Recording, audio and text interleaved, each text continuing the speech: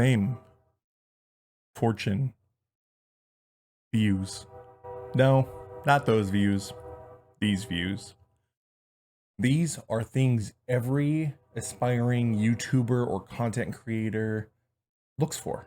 It's something that we strive for every day as we make content and record videos. And for me, there have been two very successful people that I look up to who've done that. And that's Mr. Beast and Casey Neistat. And today, we're going to be looking into why and how they are successful.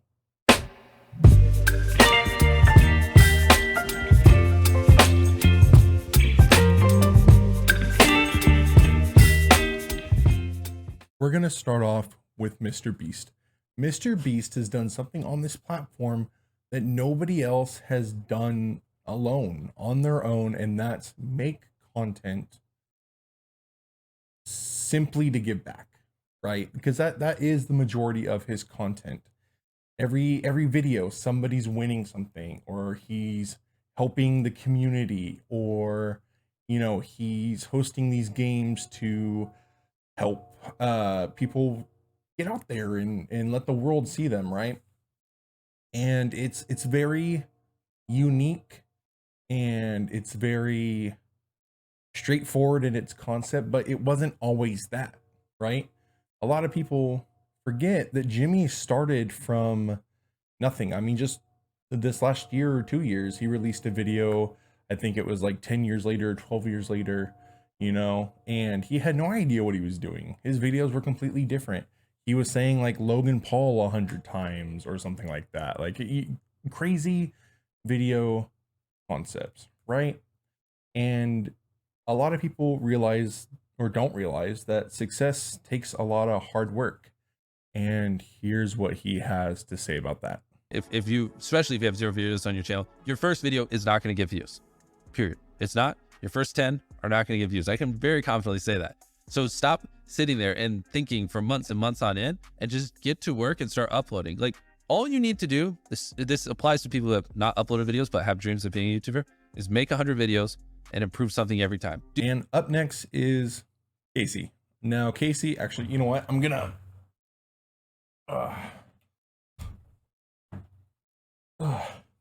put on the glasses when I'm talking about Casey.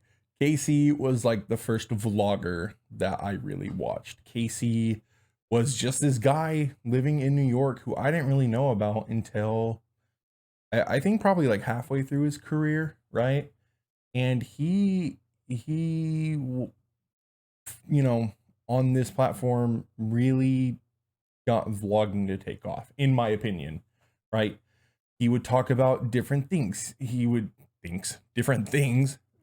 talk about living in New York. He would talk about his new scooter that he got, or his new bike, or why he customizes his $200 pairs of sunglasses, right?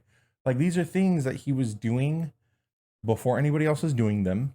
And he really just revolutionized kind of the vlog industry side of YouTube. And he was very patient through that time. He was very aggressive in his posting, and I don't mean aggressive in a bad way. I mean aggressive as in like he was consistent with it and doing it, right? And he overall was killing it. And here's just a small piece of advice that he's given us. That if it doesn't work today, it's never going to work. And like, I talked to Jimmy, Mr. Beast, about this a lot. And that guy spent whatever 7 years making videos before he had one that broke 1,000 views or something extraordinary like that. And now he's doing 1 billion views a month.